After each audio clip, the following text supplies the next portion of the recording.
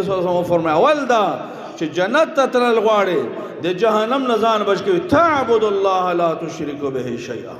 د الله به داسې عبادت کوي چې شرک به سره نه وي کني بیا به د ټولو نه لوی جنتی عبد الله ابن جدعان وای ابو جهل وای عتبه او شیبه وای هغوی د موږ نه خیرات هم ډېر کول هغوی د موږ نه اعمال دي حاجیانو خدمت هم زیات کوه رب العالمین زګه یو ځای کې فرمایي چې تاسو څه خیال اجعلتم سقایة الحاج وعمارة المسجد الحرام كمن آمن بالله واليوم الآخر دا تاسو دا حرم جوړول ګوره د جمعات جوړول څومره اجر لري رسول الله صلی الله علیه وسلم فرمایي من بنا مسجدا لله كمفحص قطات چا چې د مرغه د جال عمر جمعه جوړ کړ بنا الله له بیتا فی الجنه الله ته په جنت کې کور جوړوي بیا مشرکین صرف جمعه نه جوړول د ټولو جمعتونو سردار حرم جوړول الله فرمایي تاسو خیال اجعلتم سقایة الحاج د اجیان باندې وبسکل وعمارة المسجد الحرام د مسجد حرام عمارت دا تاسو داسې ګرځو کمن آمن بالله والیوم الاخر چې چا ایمان راوړی په الله او په آخرت باندې داس کوي نانا دانشي برابر دی ځکه توحید چې نه وي الله عبادت نه قبلوي الله دی الله شان دادا مشرک انسان دی ار خیر نه محروم ده دی الله رب العالمین قرآن کې دغه مثال ول کړی ومن یشرک بالله فكأنما خر من السماء فتخطفه الطير او تهوي به الريح في مكان صحيح رب العالمین فرمایي چې چا شرک وکړ دا مثال اصل کې بر اسمان نه راوغورځید په دې لار کې مرغانو مردار خورو مرغانو تس نس کړل هغه یې وخوړل او سلو چې ته یو لاړ کندو ته ورده مشرک ډیر لاړ درجه ته لاړ دا نو اول نبی صلی الله علیه وسلم تعبد الله ولا تشرك به شيئا دویم سید نبی صلی الله فرمایي وتقيم الصلاه چې جنت ته تلل غواړي بیا به مونږ قائموي مونږ وکوي یو سړی مونږ نه کی اوچ کا کړه موحد دا نو دا الله رب العالمین د جنت طلبگار نه ده مونږ ډیر اهم ده دغه وجوه چې عمر رضی الله کل امیر المؤمنین شو خپل گورنرانو ټول ته خط لیکلی و خط کې د دالی کلیو ان اهم امورکم عندي الصلاه اے گورنرانو اے عاملانو د ما په نسبت باندې د ټولو نه اهم کار څه شی ده ان اهم امورکم عندي الصلاه د ټولو نه اهم کار ګوره مونږ د ما په نسبت باندې زکا چې مونږ داسې عمل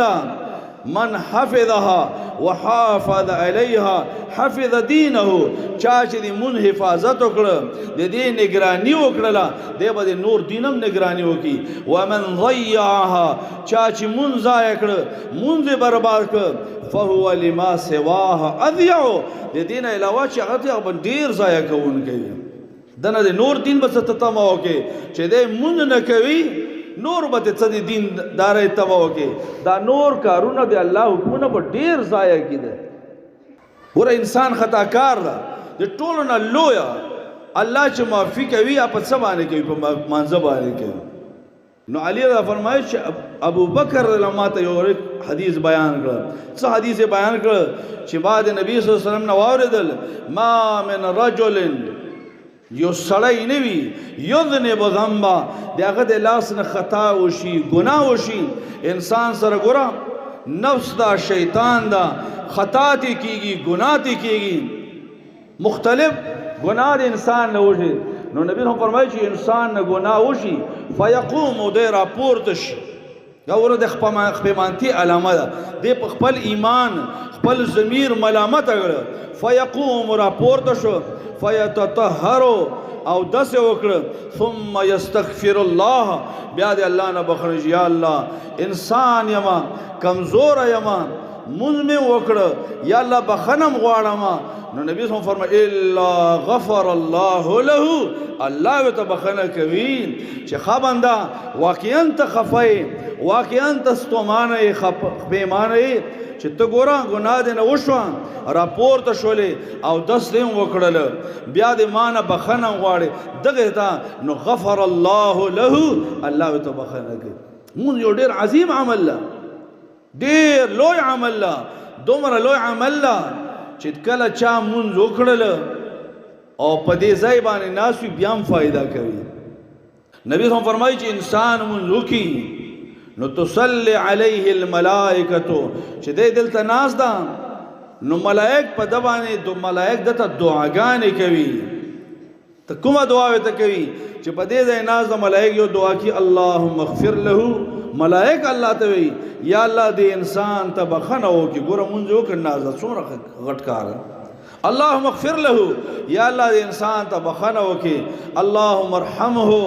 یا الله په دې انسان باندې رحم وکړي نو دا ګوره څومره لوی عمل ده مونږ چې دې مونږ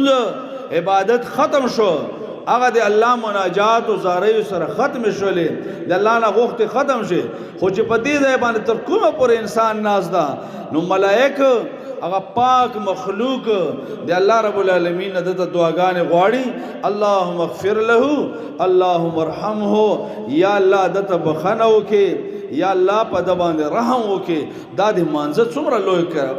کرامت ده او څومره لوی عزت ده چې د دې د کولو نه بعدم ملائک انسان ته دعا نه پرېږدي څو پورې چې انسان بیا اودسه شوی نه وي او څو چې د دې ځای نه لاړ نه وي نو نبی هم دویم عمل دا وخته وتقیم الصلاة مونځ به قایموي او دریم وتؤتي الزکات زکات به ورکوي وتصوم رمضان د رمضان روزې به نسي او وتحج البيت ان استطعت الیه سبیلا کده سره وسوي نو دې الله دې کور حج وکوي دا 15 اعمال دا نبی صلی الله علیه وسلم دا د جنت د داخله دې لپاره